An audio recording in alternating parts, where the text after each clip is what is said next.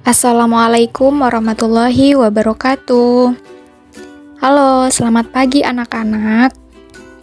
Bagaimana kabarnya hari ini? Semoga dalam keadaan sehat semua ya. Nah, hari ini kita akan belajar tentang apa? Benar sekali, hari ini kita akan belajar tentang langkah-langkah menulis teks eksposisi. Nah, sebelumnya, apakah ada yang masih ingat apa itu teks eksposisi? Ya, jadi teks eksposisi merupakan sebuah teks karangan yang berisi argumen penulis mengenai suatu objek yang bertujuan untuk memperluas wawasan dan pengetahuan pembaca disertai dengan data statistik. Untuk mendukung argumen dari penulis.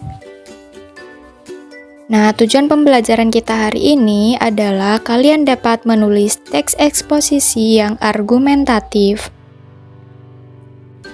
Lalu, bagaimana langkah-langkah menulis teks eksposisi yang argumentatif? Langkah yang pertama yaitu memilih dan menentukan tema.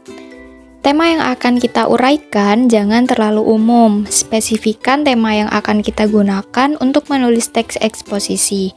Tema yang umum hanya akan membuat tulisan kita terlalu luas pembahasannya, tidak spesifik sehingga membuat kita kesulitan dalam menulis. Nah, contoh tema yang dapat kita gunakan, banjir yang melanda desa Telang saat musim hujan.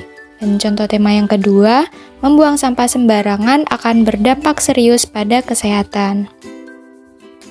Langkah yang kedua yaitu menentukan tujuan tulisan. Agar pokok permasalahan yang kita bahas dapat dengan mudah dipahami oleh pembaca, maka tujuan penulisan harus ditentukan.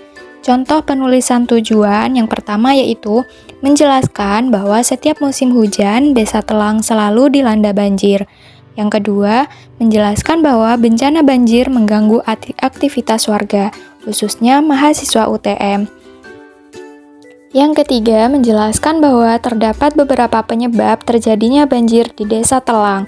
Dan yang terakhir, menjelaskan akibat yang ditimbulkan ketika terjadi banjir. Langkah yang ketiga yaitu mengumpulkan data untuk mendukung argumen penulis. Data untuk mendukung argumen dapat kita peroleh dari berbagai sumber. Misalnya, melakukan wawancara dengan narasumber, melalui media sosial, bahkan mengamati objek secara langsung. Langkah yang keempat yaitu menyusun kerangka tulisan. Sebelum membuat teks eksposisi secara utuh, kita perlu menyusun kerangka tulisan terlebih dahulu agar lebih mudah dan informasi yang akan disampaikan lebih terstruktur.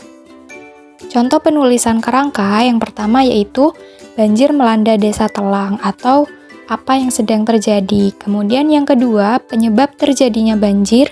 Dan yang ketiga, akibat dari bencana banjir.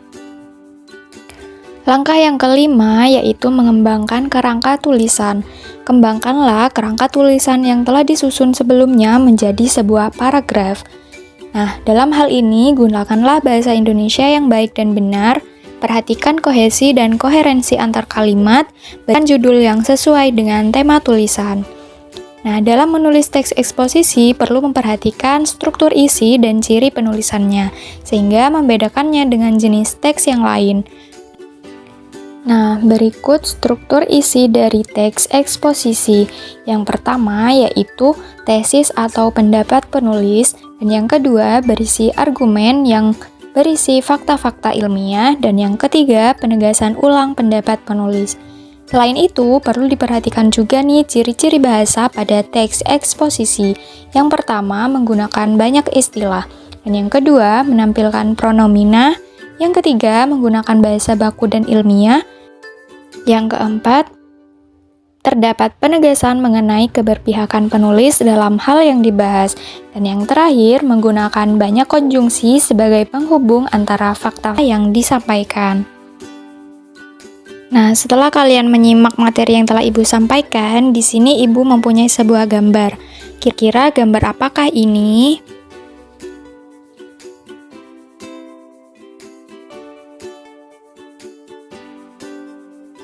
Nah, dari contoh tersebut dapat kita simpulkan bahwa pada paragraf pertama itu berisi tesis atau pendapat dari penulis. Di paragraf kedua merupakan argumen yang berisi fakta-fakta ilmiah. Dan yang ketiga, penegasan ulang atas argumentasi dari penulis. Nah, selanjutnya Ibu memiliki beberapa topik atau tema yang dapat kalian pilih untuk kemudian dijadikan sebuah teks eksposisi sesuai dengan langkah-langkah menulis teks eksposisi yang telah kalian pelajari. Selamat mengerjakan!